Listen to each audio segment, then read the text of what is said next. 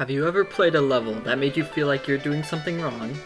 Like, oops, wrong place, wrong time, looks like I should leave. But for some reason you can't help but look. Like you're stuck in a flight response. Your eyes are glued to the screen. Your eyes. Eyes.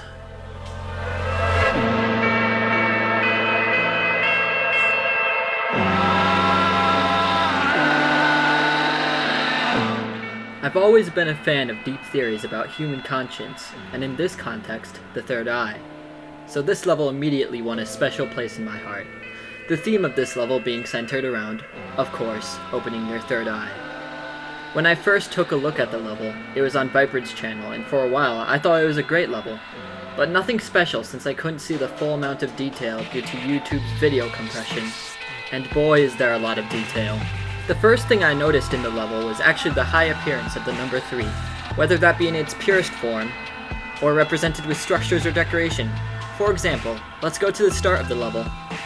In the first cube, there are obstacles you avoid or land on, 2 blocks and 1 spike, 3 in total. Then the level transitions to the ball. You're in an area with many slopes with spikes, and switch gravity to avoid them 3 times. The next part, there are connected and colored orbs used as decoration, with 3 orbs in each cluster. Do you get where I'm going with this? I'm not going to cover every instance of it, but if you look for yourself, you can truly see it in action. There's a lot of it, and it's beautiful. I personally have a love for levels that reward you for taking a deep look into the level, without forcing it, and I think this level pulls that off perfectly. The second thing I noticed was the theming. As I said earlier, it feels like you're doing something wrong, but you can't help but keep playing the level. One thing I think that plays a huge role in that is the color scheme, being a combination of a beige and a warm teal. These colors are truly nothing special until you put them together. While the warm teal color gives off the feeling of relaxation, the beige color gives an impression that you need to be ready for something. The reason I came up with this analogy is because the colors actually reminded me of a waiting lounge at a doctor's office. You don't know when, but eventually your name will be called. Until then, you can take a seat and relax. Just don't get too comfortable. The same can be said about this level. None of the gameplay is truly nerve-wracking. Expected from a 5-star level, of course. But something about it made me feel on edge. Like something was gonna happen. I actually had more trouble controlling my nerves with this level than something like an easy demon. And that surprised me. The last thing I want to talk about is the way the decoration is done overall. I think it is very minimal, with most of the detail being obscured around the level, being a special treat for addicted analysts like me. One part that represents this well is the first cube.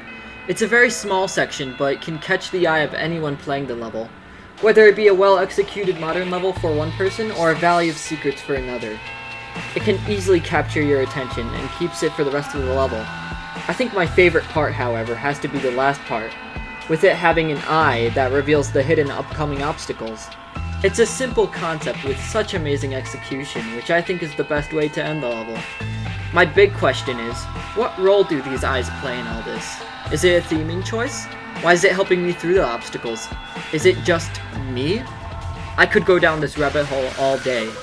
Whether or not all the things I'm obsessing over in this level were intentional or not, I still think this level deserves all of, and if not more praise than it's already gotten. And if we're taking all things considered, this may very well be my favorite level of all time. And for you the viewer, I close with this. Would you like to keep playing levels aimlessly without thinking about it? Or look at it from a different perspective, and maybe even open your third eye?